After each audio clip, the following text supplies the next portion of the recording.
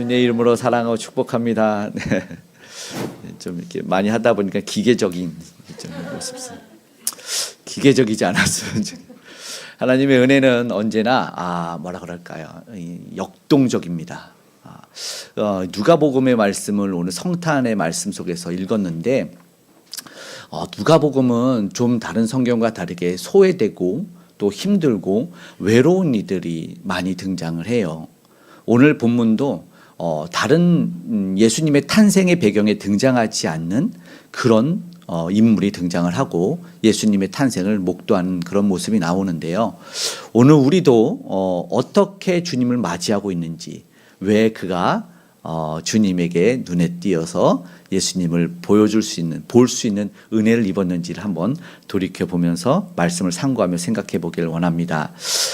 때로는 정말 열심히 살아요. 그죠? 누구보다도 열심히 살고 경건하게 살고 죄 안 짓고 착하게 살려고 애를 많이 쓰는데 그러나 다 은혜 받고 복 받는 건 아닌 것 같아요. 그래서 때로는 마음 아플 때도 있고 때로는 이해되지 않는 상황들도 있는 것 같은데 어쩌면 오늘의 말씀이 오늘 우리에게 큰 위로가 될 줄로 믿습니다. 지금까지 주님 앞에서 그리고 신앙으로 그리고 나름의 열심으로 살았던 우리 성도님들을 주님의 이름으로 축복합니다. 그 억울함을 해결하시기 위해서 사실 이 아기 예수께서 오셨습니다. 아멘. 네, 축하드립니다. 우리 주님의 오심이 우리에게 그 참 자유와 기쁨을 누리게 하실 것을 믿습니다. 사실 앞에 오늘의 배경에는 이 예수님의 부모가 우리가 알지만 요셉과 마리아죠. 동정녀를 통해서 이 땅에 보내신 아기 예수의 오심이 놀랍고 놀랍기만 했어요. 천사가 이미 수태를 알려주셨고 또 그의 사촌이죠.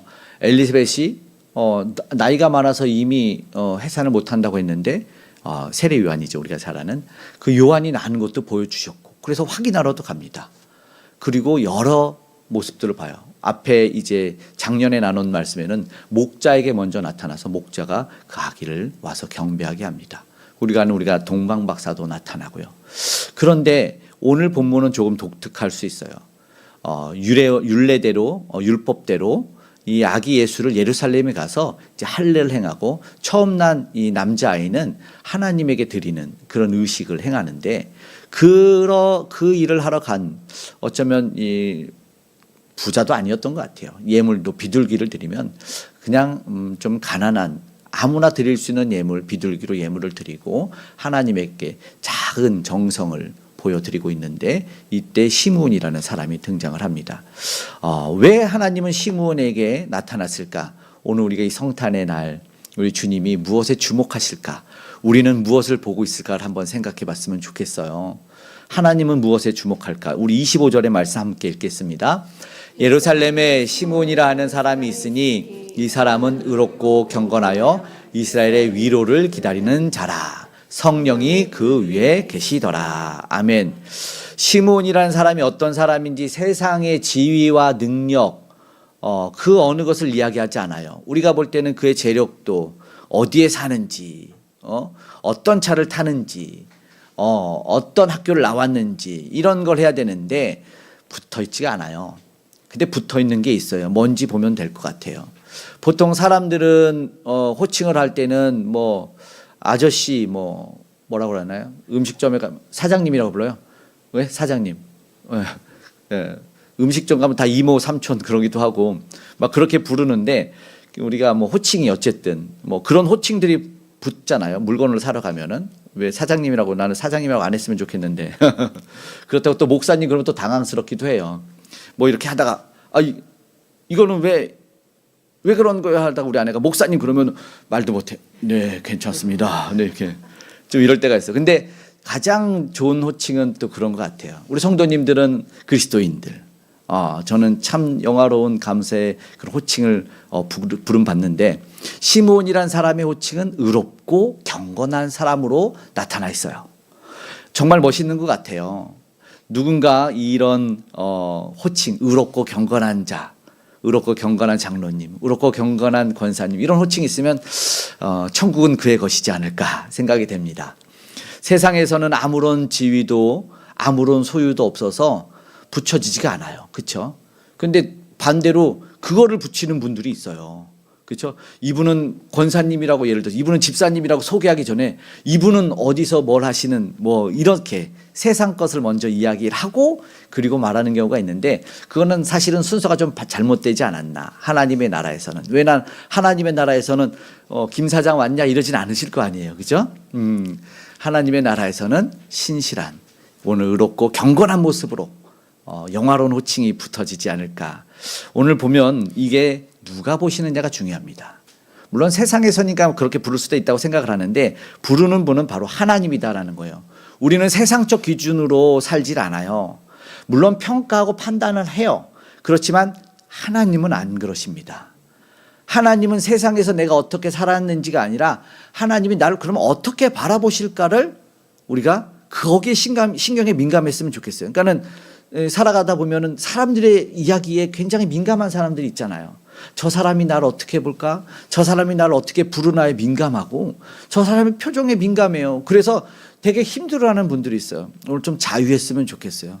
정말 중요한 바라보면 하나님이 나를 어떻게 바라보냐라는 것이기 때문에 그렇습니다.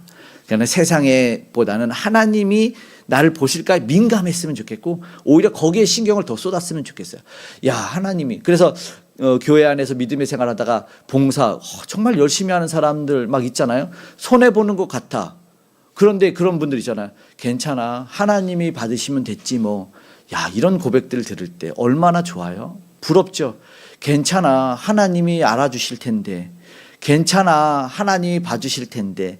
이런 인정이 있었으면 좋겠습니다. 싫으신가 봐요.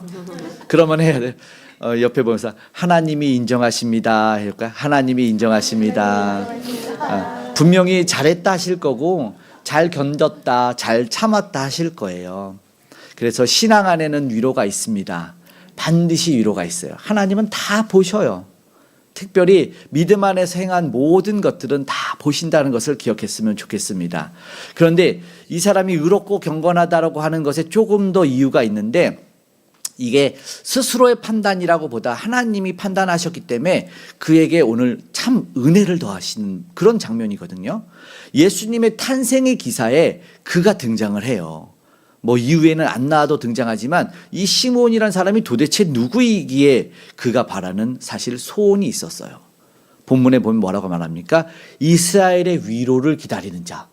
그 사람은 누굽니까? 이스라엘의 위로를 기다리는 사람이다라는 호칭이 있었다는 거예요. 이거는 구원이에요. 이스라엘을 구원해 주시는 거잖아요. 하나님이 구원해 주시는 거예요. 오늘 물어볼게요. 여러분이 예수님을 기다리시는 이유가 뭘까요? 우리 아이들은 예수님을 기다리는 이유가 뭘까요? 예? 예수님이 산타처럼 선물을 쏘아주시니까? 근데 사실 아시지만 여러분 산타 굉장히 잔인하신 분이에요. 알죠? 울면 선물도 안 줘요. 치사함. 근데 성경 보시죠. 예수님은 눈물 닦아주시는 분이에요. 알죠?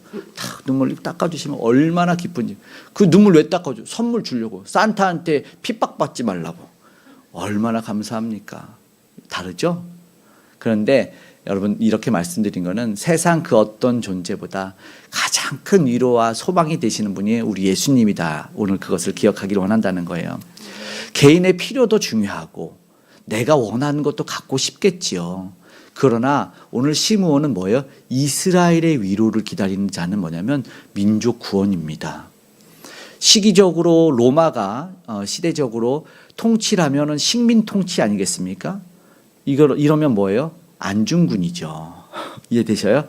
어제 개봉했는데 아직 못 봤어요. 우리 전도사님 오기로 했는데 어디 가셨대. 사역을 시작해서 오면은 같이 안중근의 하얼빈 보려고 했는데 못 봤어요. 안타깝습니다. 민족이 외세 침략으로 주권을 빼앗기니까 얼마나 안타깝겠습니까?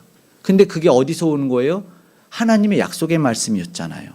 그리스도를 보내주고 민족을 해방시켜 줄 거다라는 약속의 말씀을 기다리고 있었으니까 얼마나 신실한 사람이었겠습니까? 상황적으로는 뭐예요? 상황적으로는 로마보다 강력해야 되잖아요. 이게 하루아침에 일어납니까? 여러분 군대가 하루아침에 일어나지 않잖아요. 아무리 뭐 청산리 전투가 이기고 어디서 이기고 또 여러분을 뭐 저격했다 할지라도 그게 쉽게 꺾입니까? 여러분 우리가 자력의 힘으로 독립했습니까? 그렇지 않잖아요. 은혜였잖아요. 그러니까 상황으로는 탱크가 많아지고 미사일이 많아지지 않는데도 그 위로의 소망을 놓지 않았던 사람이라는 거죠. 그 사람이 어떤 사람인지 이해가 되시죠? 그 사람이 시므온이었어요.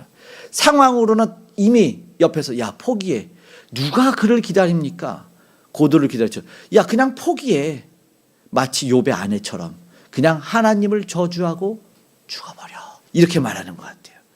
세상은 그렇게 얘기하고 포기하게 하는데 그는 끝까지 위로를 기다렸던 것 같습니다. 왜냐하면 말씀드린 하나님의 약속의 말씀이 근거했기 때문에 그렇습니다. 그냥 맹목적으로 우리가 내가 바라고 싶고 막 고집을 부리고 아집을 부리고 막 이런 게 아니라 이스라엘의 위로지 않습니까? 하나님이 위로해 주실 수밖에 없는 것을 기다렸다는 것이죠. 상황과 환경은 말 못할지라도. 그러니까 세상의 아픔, 민족의 고통을 보면서 그는 무엇을 위해서 기다리고 어떤 소망을 가져야 될지를 알고 있던 사람이기 때문에 지금 성탄의 우리의 자세와는 좀 다르지 않을까 생각이 되기 때문에 오늘 이 사람을 주목했으면 좋겠습니다. 구원자를 기다린다는 거예요. 우리가 보지만 베들레헴 에브라다야 유다 민족 중에서 작을지라도 이새의 뿌리에서 무슨 말입니까? 약속하신 다윗의 왕가에서 그 작은 곳에서 하나님은 메시아를 일으켜 주셔서 민족을 구원해 주신다는 이야기를 하고 있기 때문에 하나님의 약속을 통한 민족의 구원을 기다렸다. 굉장히 중요한, 여러분 기억하십시오. 약속의 말씀. 그렇기 때문에 그에게 뭐가 있냐면 성령의 사람이 된다는 것을 오늘 보여주고 있습니다. 보십시오. 민족을 구원한 유명한 사사들에게 사실 성령이 임해요. 그런데 오늘 이 사람에게도 성령이 임했다는 말씀이 나오고요. 25절에 보니까 성령이 그에 있다고 평가를 하고 있어요. 26절에도 오늘 보면 25절, 26절에도 있는데 25절, 26절, 27절 각각에 성령의 언급이 3번이나 나와 있어요. 한번 눈으로 보시면 성령이 그 위에 임하여 있다고 25절에 말하고 26절에 성령의 지시를 받았다 26절에 말하고 27절에 성령의 감동을 받았다고 말하고 있어요. 이 사람이 뭐가 특별한 줄 알겠죠? 이 사람은 지금요 하나님의 일을 감당할 수 있도록 우리 사사를 보면 물론 사사기에는 7번의 성령이 임하는 것이 나타나고 4명의 사사에게밖에 나타나지 않지만 중요한 건 민족을 구원하는 힘을 발휘할 때는 성령이 임합니다. 이것은요 우리의 생각과 육체 소욕을 거스르는 것이기 때문에 그래요. 성령 없는 목회 가장 힘들 거죠. 옛날에 가장 센 욕이 그거였잖아요. 성령 없이 목회해라. 근데 이건 목회만도 아닌 것 같아요. 제가 좀 목사로 좀 억울하더라고요. 그래서 같이 함께 요거 더 먹어봐요. 성령 없이 신앙생활 하십시오. 예. 성령 없이 기도 한번 해보십시오. 여러분 은혜가 임하지 않아요. 성령의 조명 아래 내가 말씀을 상고하겠습니다라고 기도하지 않으면 아무리 읽어도 그냥 글이에요. 성령이 깨닫게 해주셔야지만 알 수 있는 거예요. 오늘 그걸 기도했으면 좋겠고 성령의 사모함이 있었으면 좋겠어요. 오늘 저와 여러분 어떤 모습일까요? 네, 성령 충만 받고 싶죠. 사람들이 성령의 충만을 받으면 뭔가 내가 장풍도 쏠 것 같고 나를 괴롭힌 사람들을 좀 끌어내릴 수 있는 좀 능력이 생길 것 같아요. 성령의 충만 좀 주세요. 그런데 못 맺게 하는 게 오늘 있어서 함께 읽어봤으면 좋겠어요. 갈라디아서 5장 16절 17절인데 함께 읽어볼까요? 시작. 내가 이르노니 너희는 성령을 따라 행하라. 그리하면 육체의 욕심을 이루지 아니하리니 육체의 소욕은 성령을 거스르고 성령은 육체를 거스르나니 이 둘이 서로 대적함으로 너희가 원하는 것을 하지 못하게 하려 함이니라. 아멘. 혹여나 야 내가 성령 충만하지 못했던 이유는 여러분 육체의 소욕이 충만했기 때문에 그래요. 서로 대적한다고 이야기하고 있잖아요. 서로를 끌어내려요. 함께 있어요. 오늘 그것을 알았으면 좋겠어요. 왜 나는 성령의 9가지 열매가 맺히지 않을까? 사랑 많았으면 좋겠지 않습니까? 사랑과 희락과 화평과 오래 참과 자비 양선과 충성과 온유와 절제가 넘쳤으면 좋겠는데 나는 참지도 못하고 버럭버럭하고 사랑도 없고 좀 맺혔으면 좋겠는데 근데 여러분 뭐 그렇다고 해서 성령 충만하다고 해서 사랑 많아지면 여러분 좋은 것 같아요? 그것도 좀 힘든 것 같아요. 왜냐하면 그 사랑 고린도전서 13장의 사랑장을 보니까 사랑은 그리고 뭐래요? 오래 참고 아우 뭐야 이거 참아야 되는 거야 또 끝날 때 어떻게 끝나는 줄 알죠? 모든 것을 견디느니라. 좀 힘들어요. 근데 성령 받으면 가능한 거예요. 이 성령이 주시는 열매이기 때문에 그렇습니다. 그런데 이 열매가 나타나지 않는다는 것이 오늘 분명히 대립되는 거예요. 서로를 끌어내려서 열매 맺지 못하게 하는 거예요. 그러니까 성령의 열매 맺지 못하면 괜찮지 아니에요. 육신의 열매가 주렁주렁 맺혀 있을 수 있어요. 그러니까 대립되는 거죠. 그래서 영성이 있는 사람, 성령으로 충만한 사람은 바로 이런 육신에 따라 살지 않은 오늘 시므온 같은 사람일 거라는 것을 보여주죠. 성령의 인도, 성령의 위로, 성령의 음성을 듣고 있지 않습니까? 그래서 성령의 26절의 말씀을 한번 이제 다시 읽어봐요. 시작. 그가 주의 그리스도를 보기 전에는 죽지 아니하라는 성령의 지시를 받았더니 성령의 감동으로 성전에 들어가매 마침 부모가 율법의 관례대로 행하고자 하여 그 아기 예수를 데리고 오는지라. 이게 참 놀라운 은혜 아닙니까? 너는 죽지도 않을 거야. 26절. 너는 그리스도를 보기 전에는 죽지도 않을 거야. 야, 우린 예수님 만났죠? 다 죽어도 됩니다, 이제. 그리스도를 영접했으니까. 그런데 위로를, 하나님, 이 말에 뭐가 함축되어 있는 줄 알겠죠? 하나님 이스라엘을 구원하기 위해서 메시아를 보내주셔야 되지 않습니까? 그리스도를 보내주셔야 되지 않습니까? 그리스도는 기름 부음 받은 자인데 하나님이 임명한 자예요. 누군 줄 알죠? 선지자와 그리고 뭐예요? 제사장 그리고 왕이에요. 그러니까 기름 부음 받은 자를 보내주십시오. 하나님이 택하여 세운 자를 보내주시지 않으면 죽지 않겠습니다. 하나님 그래야 우리가 구원받으니까. 그러니까는 하나님이 응답이 알았어. 너 안 죽일게. 야, 이런 놀라운 일이 있어요. 자기가 요즘은 뭐예요? 내가 안 죽는다고 버티는 세상 아니에요. 난 못 죽습니다. 그럼 영화 같은 데 보면은 진짜 끈질기게 안 죽는 사람들이 있어요. 총 막 막 주인공들 내가 끝까지 살자고 버틸 때 추하잖아요. 근데 뭐예요? 하나님이 이 사람은 안 죽여. 여러분 기억하십시오. 사명자는 안 죽어요. 아멘. 하나님 안에 있으면 안 죽어요. 오늘 그것을 보여주는 것 같아요. 그리고 야, 진짜 어떻게 이런 일을 하실까요? 그리스도를 눈으로 보여주겠다는 말씀을 하시지 않습니까? 약속의 말씀을 붙잡고 하나님이 행하실 일들을 기다리고 있었던 이스라엘 위로를 기다렸던 자는 그리스도를 직접 보기 전에는 안 죽어. 사모해야 할 은혜. 주여, 나도 그리스도를 만나길 원합니다. 여러분 지금 딱 이때인 것 같지 않습니까? 나라가 어지러워요. 주님의 임재가 필요합니다. 하나님 가정이 힘들어요. 하나님 내가 곤고해요. 그때 뭐예요? 그리스도가 필요합니다. 주님의 통치가 필요합니다. 그러면 왜요? 그걸 믿고 나아가면 여러분 그리스도가 임하기 전에는 여러분 안 죽을 수 있어요. 오래 살아야지 해서가 아니라 주님만이 참된 위로와 소망을 주시기 때문에 그렇습니다. 약속의 말씀을 붙잡고 살았던 그의 일평생의 소원이라는 거죠. 죽지 않겠다는 거 뭐예요? 야, 그전에는 내가 죽이지 않을게. 결국 뭐예요? 그리스도를 보면 결국 말을 바꿔볼게요. 그리스도를 보면 죽어요, 안 죽어요? 안녕. 시몬 안녕. 이게 무슨 말이냐면 일평생의 소원이라는 거야. 일사각오의 신앙이라는 건 아시나? 여러분 일평생의 소원이 뭐예요? 여러분 내가 죽어도 눈 감기 전에 내가 이것은 이루고 싶다라는 여러분의 소원이 뭐예요? 조용히 저한테 문자 한번 보내주셨으면 좋겠습니다. 궁금해요. 근데 여러분 아시겠죠? 하나님은 알고 계실 거예요. 그래서 그 소원을 딱 하나님한테 문자를 딱 보내요. 그리고 오늘 죽겠는데? 이러면 곤란하고요. 야, 알았어. 네 소원이 이루면 내가 이루리라. 그때까지 너는 이 사명 감당할 때까지는 안 죽일게. 이런 일들이 있었으면 얼마나 좋을까 생각해 봅니다. 그리고 나서 보니까 너무나 이런 소망을 품고 사는 사람이 너무나 감사할 것 같다는 생각이 들어요. 볼까요? 28절 29절 읽겠습니다. 시몬이 아기를 안고 하나님을 찬송하여 이르되 주제여 이제는 말씀하신 대로 종을 편안히 놓아 주시는도다. 아멘. 이제는 눈을 감을 수 있는 거예요. 그죠? 우리가 막 내 뜻대로 안 되면은 안 될 때, 내 눈에 흙이 들어가기 전에는 그럴 때가 있는데 이 시므온이 바로 그런 모습인 것 같아요. 이제는 주여 내가 눈을 감겠습니다. 이런 마음 같아요. 이 참 얼마나 은혜로운 고백입니까? 죽어도 여한이 없습니다. 왜요? 내 일평생의 소원이기 때문에 그렇습니다. 라는 겁니다. 여러분의 다시 한번 일평생의 소원이 무엇입니까? 단 하나 유일한 소원이 무엇일까요? 오늘 생각해 봤으면 좋겠고 그런 소원이 당연히 이루어졌으면 좋겠습니다. 그것이 이루어졌을 때 시므온의 기쁨이 얼마나 컸을까요? 그렇죠? 성탄은 기쁨이에요. 저도 성탄의 기쁨인데 한편에 한 주의 묵상 속에서 한 주간 굉장히 이거는 너무 힘들었던 묵상이 사실 그거였어요. 왜 구유에 오셔야 됐느냐.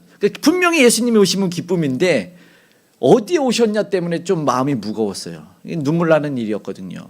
왜 추하고 누추한 구유에 누이셨냐. 그것 때문에 조금 힘들었었어요. 마음이. 왜냐하면 그 구유보다 더 더러운 네 마음에 내가 들어가야 되니까 내가 이걸 보여주고 그 사랑을 확증했다는 걸 알려주는 거 아니겠냐. 이 메시지가 들려가지고 힘들었어요. 그래서 예수님을 기쁘게만 구유로 모실 수가 없었어요.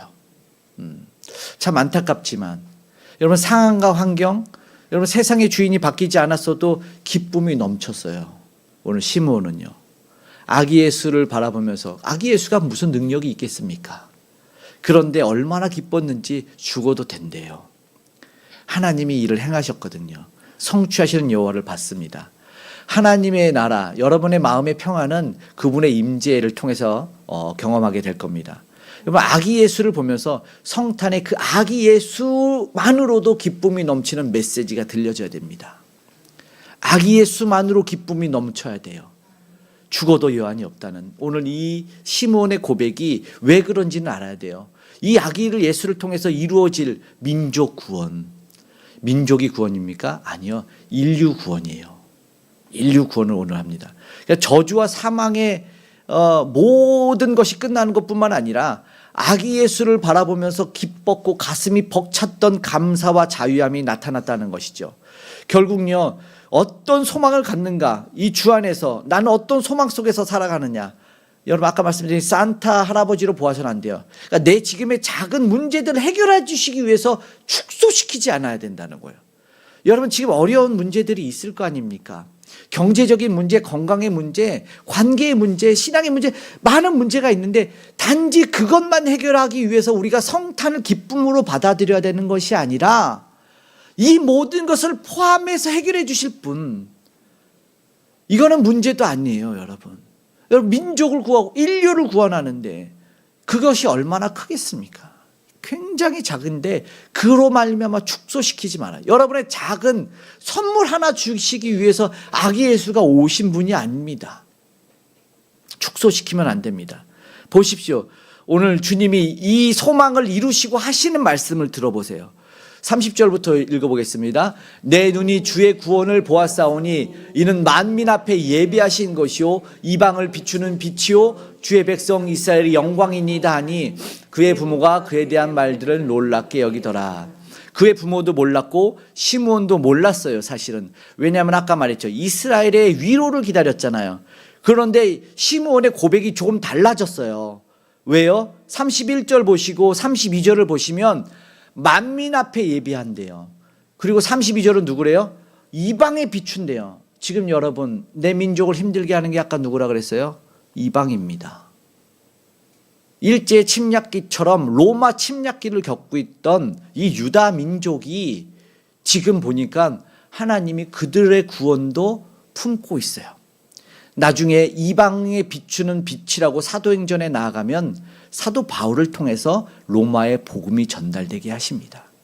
여러분, 하나님의 뜻은요, 말씀드린 것처럼 내 작은 소원에 국한될 수가 없습니다.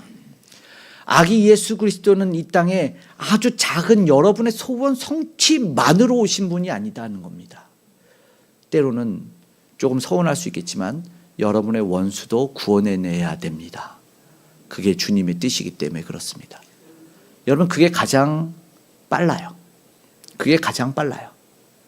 무슨 말씀인지 아시나요? 그 사람이 너 왜 그래? 따져. 너 나한테 사과해. 사과 받아서 여러분 마음 풀리고 상황이 바뀌면 좋겠지만 더 빠른 건 그가 예수 믿고 모든 죄를 사함 받는 거예요. 그게 가장 큰 사함이고 은혜죠. 우리는 그렇게 바라봐야죠. 지금요, 시므온 바뀌었어요. 사실은 놀랍게 바뀌었습니다. 이방을 비추는 빛, 이스라엘의 영광이라고 말합니다. 이스라엘이 영광입니다. 얼마나 영광 되겠습니까? 성령의 사람은 깨닫게 된 것 같습니다. 예수님, 이 아기 예수가 이루실 걸 보니까, 그러니까 이스라엘 위로만 기다렸는데 아기 예수를 바라보니까, 이 아기 예수를 바라보며 하나님께 찬양 영광 돌리는데 이 아기 예수를 들어서 무엇 봤습니까? 인류를 위해서 죽을 제물이구나를 본 거죠. 성탄의 계절에서 그걸 못 보고 놓치면 희망이 없어요. 아기 예수는 제물이 되기 오셔서 짐승의 밥통으로 오셨다는 거죠. 세계 열방, 세상 열방, 모든 민족의 구원을 위해서 오셨습니다. 그렇게 오셨습니다. 예수 그리스도의 나심은 그의 소망과 상상을 넘어섰어요. 그래서 오늘 저와 여러분도 그것을 기억했으면 좋겠습니다. 이 구원의 사역이 얼마나 놀라운지를 그 눈으로 보게 되어서 찬양과 영광을 돌리게 되었다는 겁니다.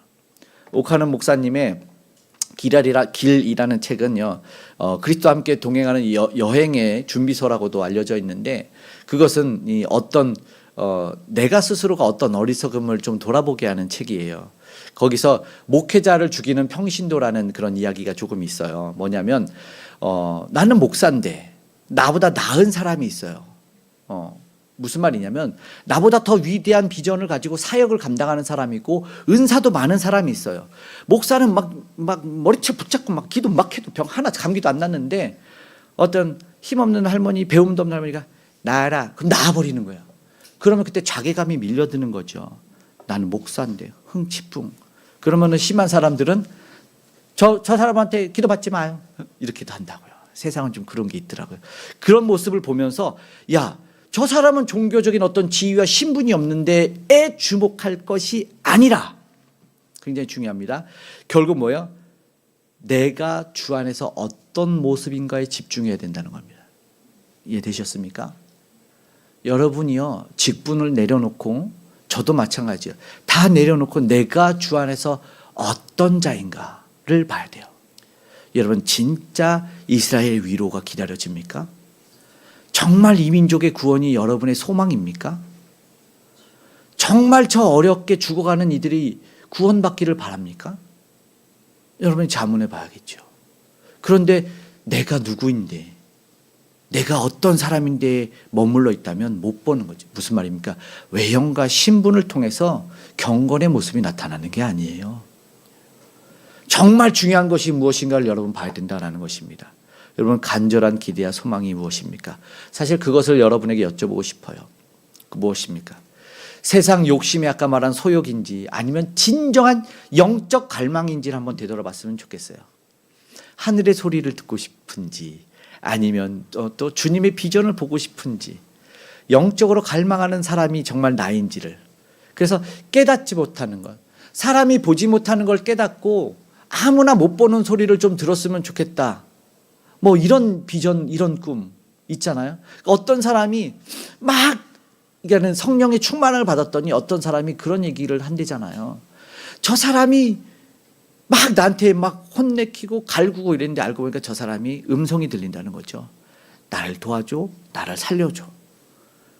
그래서 강제로 그 사람을 끌고 교회로 갔더니 그 사람이 펑펑 울었다는 거죠.